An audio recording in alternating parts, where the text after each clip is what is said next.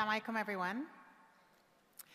رب اشرح لي صدري ويسر لي أمري واحلل عقدة من لساني يفقهوا قولي. I am very happy to see, I'm surprised that everyone's here this early, so that makes me happy because I was like, I don't know if there's going to be enough people here, but alhamdulillah, and especially young people. I remember being 14 years old. The brother who just spoke actually gave a wonderful introduction to what we're going to be talking about today.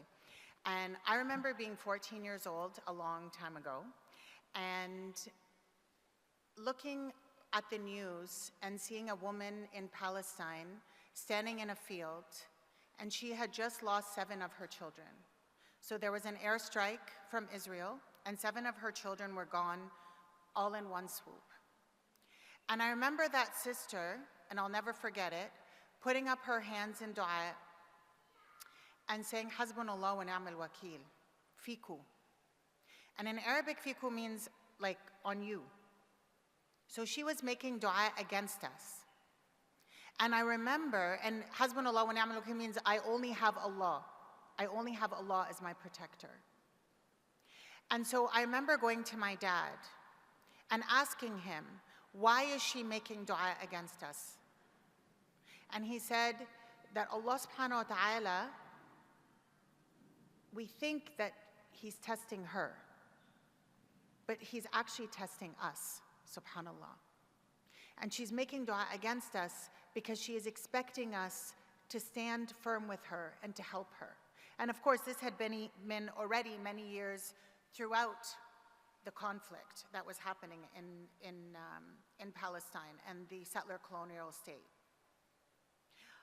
At the same summer, I read a book called Return of the Pharaoh. So girls in the room, I would write this down. And this was written, and women of course, this was written by Sister Zainab al-Ghazali. And Sister Zainab al-Ghazali is considered definitely one of the female revivers of the 20th century. In her heyday, she had over 1 million women under her movement in Egypt. And she was imprisoned by the Egyptian regime at the time. And I remember being so inspired by her story. And subhanAllah, a few years later, I was able to, at the age of 18, go and study with her. And at the age of 18, she was 82 years old. She always wore white. Her father was a scholar. And he had a dream when she was a young girl that she would also be a scholar. And she's one of the only females to write the whole tafsir of the Quran, subhanAllah. And at 82, her voice would shake the room. Imagine her as a young woman. And she was under house arrest by the Egyptian regime at 82 years old. So imagine that you're so powerful that the regime is scared of you at 82 years old. And I remember thinking, subhanAllah, I want to be like her. I want to do something in my life, and I want to be so strong and so powerful for the Ummah. I want to shake the core of the Ummah. Now, of course, we're nothing compared to Zainab al-Ghazali, and may Allah subhanahu wa ta'ala, and I hope that there are women and men in the room that inshallah will be like that.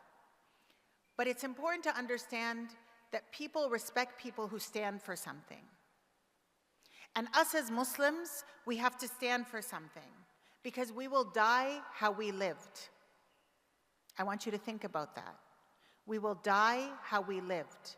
And so you need to really think about your life and how are you living your life and what are you doing for the Ummah and what do you stand firm on? Are you a person of justice like the brother was talking about? Are you a person who cares about the Ummah? Are you a person who's thinking all the time about the Ummah? And many of the activists, her being one of them, have paid the ultimate price. And we see this in Palestine, we see this in Kashmir, we see this in Syria, we see this in Egypt, we see this all over the world. Right? They pay with their lives. And this is the most difficult thing, to give your life for the sake of Allah subhanahu wa ta'ala. But they were looking for freedom from this world, and they were focused on the hereafter. SubhanAllah, I was able to go visit Boston, and in the Harvard Law School, which we know is one of the most prestigious institutions of its kind, there is actually a verse of the Quran posted. It is engraved in the law school. And this will tell you the sense of justice that we have as Muslims. And what it says, and it's actually in the entrance of the faculty library, and it describes one of the greatest expressions of justice in history.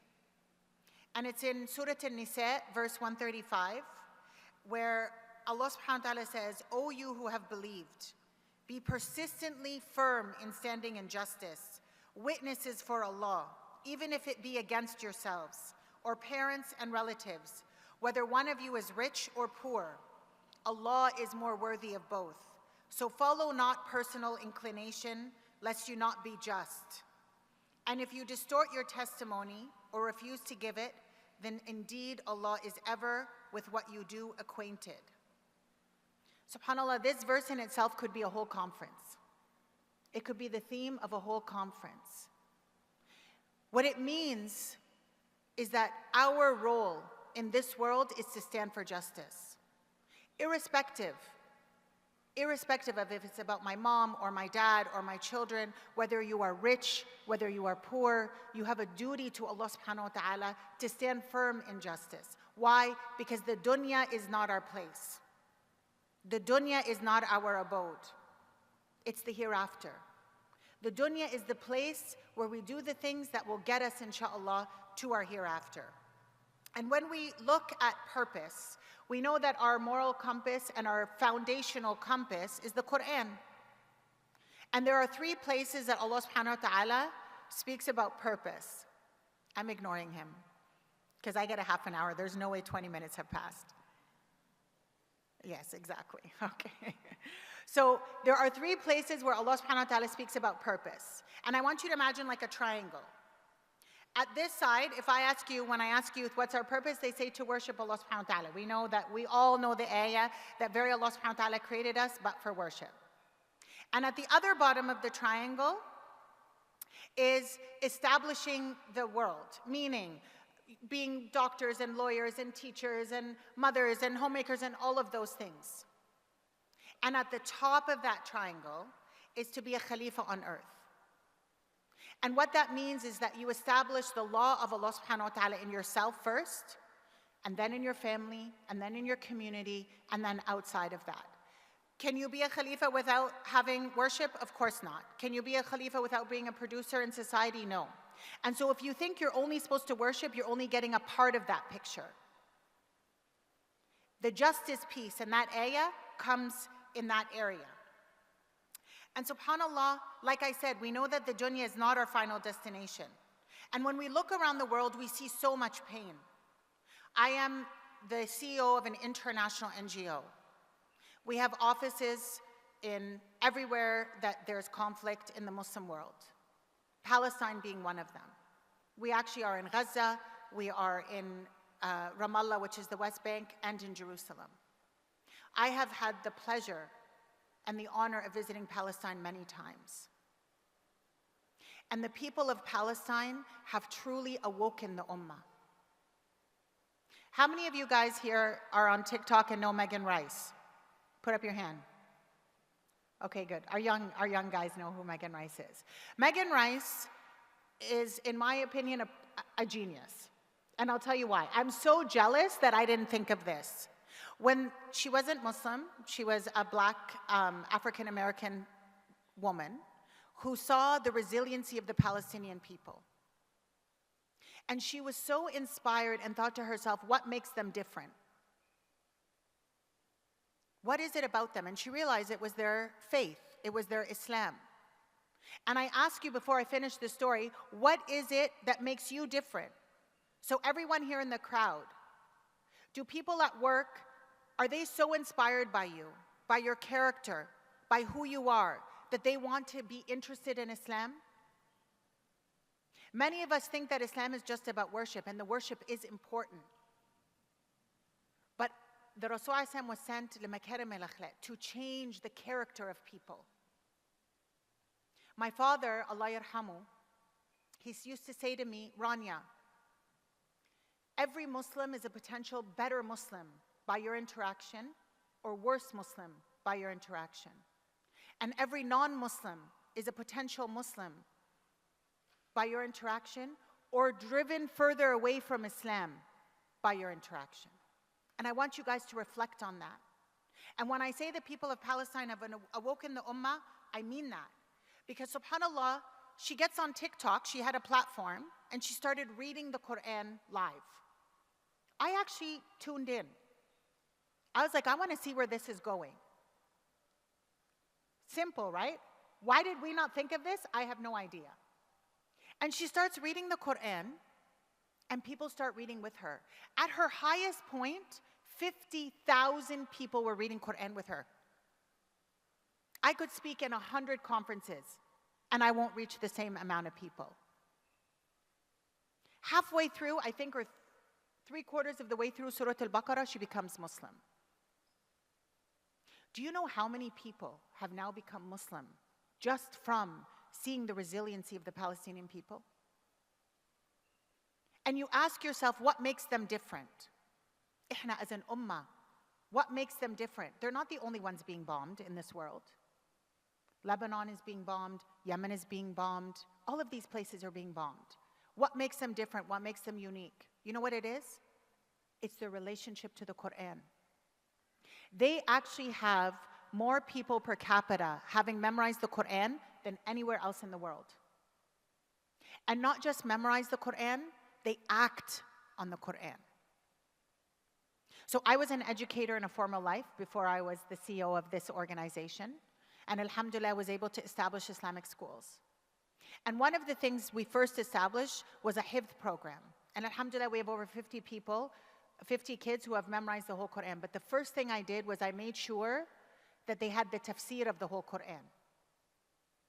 Because you're supposed to understand the Quran. If you love Allah subhanahu wa ta'ala, you have a relationship with the Quran. And none of you is a believer unless you love for your brother what you love for yourself. And this is the key to unity. If this was my mom or my sister or my brother, would I stay quiet? Would I not donate? Would I not BDS? Would I not be at the protests? Would I not be with the MPs, knocking down their door? Would I not be begging everyone to stop this war? Every single one of us is accountable for what we do. I have more accountability as the leader of that organization than you do, but all of us have something that we can do. Whether it's our social media, whether it's writing, whether it's dua. How many of us are praying tahajjud? Hoping that Allah subhanahu wa ta'ala will accept our dua. Because nothing is greater than Allah subhanahu wa ta'ala. Nobody has power more than the power of Allah subhanahu wa ta'ala. Ibn al-Qayyim, who we know, one of the scholars of the heart, I would say, said that sometimes when we get afflicted with tragedy, and a person starts getting closer to Allah subhanahu wa ta'ala because of that tragedy, and he starts making extra salawat, and he starts giving extra, making extra dua, and doing extra donations, that person rediscovers a connection with Allah subhanahu wa ta'ala that they never had before. So they feel the sweetness of waking up for Fajr, or they feel the sweetness of tahajjud. And Allah subhanahu wa ta'ala puts us in this test to bring us closer to Him. These people have passed their test. I have no doubt about it. Our test is our privilege, the luxurious life we lead. I have, alhamdulillah, had the pleasure of traveling to over 50 countries. When I tell you we are in the top 1%, the poorest of Canada is in the top 1% of this world. The poorest of Canada. Do not think that your easy life will not be what you will be held to account.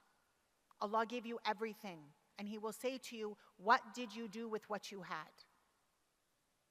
All of us can take something away. Right? Yani, subhanAllah, I was someone who used to drink Starbucks all the time. Now I look at Starbucks, I get sick. Every single day. Do you know in COVID, when they closed down for a bit and then they opened up, this is no joke, they put a heart, welcome back Rania. I was spending what, $6 a day, at least $6, $7. I was getting a latte. Now, I was forced to stop because of BDS, so obviously I'm not going to support them while they support Israel. But that money needed to be channeled somewhere else. And I shouldn't need BDS to spend in that way. I want every single one of you to think of something that you're going to give up for the sake of Allah subhanahu wa ta'ala and for the sake of your brethren.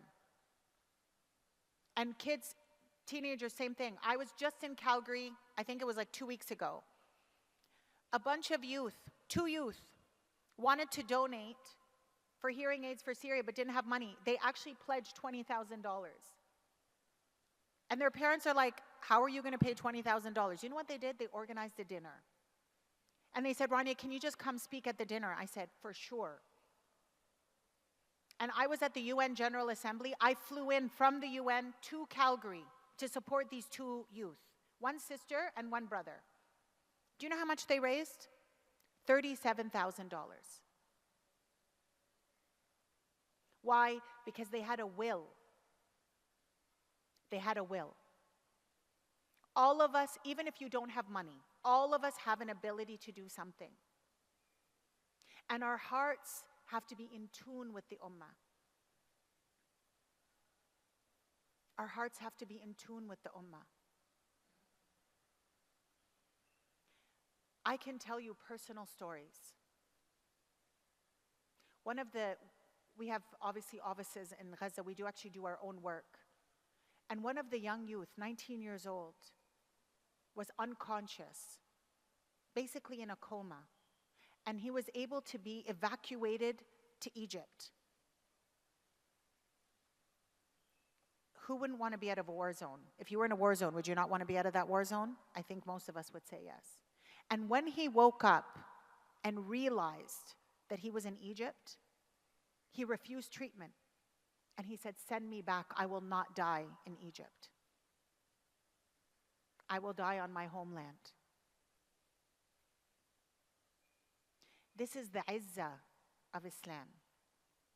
The izzah is when you are so proud of who you are as a Muslim. You see mothers, I am someone, my bio should actually say I'm a mother of 5 before it should say what my position is. And I, unfortunately, have had a child pass away. And I know the pain of losing a child. And when I see a mother in Palestine, who says, this is a cheap price, who loses a child or 2 or 3, and says, this is a cheap price for the sake of Allah subhanahu wa ta'ala, that is an iman that we should all aspire to. That is an iman that we should all aspire to. When I see a 6-year-old girl, not even boy, who stands in front of a soldier and says, we're not scared of you. Look at the courage that she has. Why were the encampments done by non-Muslims and not us? And the parents here in the room who don't let their kids protest, who don't let their kids be part of the encampments, what would you say if these were your children who were dying? We have to stop being selfish as an ummah. We have to stop being selfish as an ummah. I've gotten like 1 million cards, so I'm going to end with a story. Anybody hear about the Chinese bamboo tree? So this is a true story.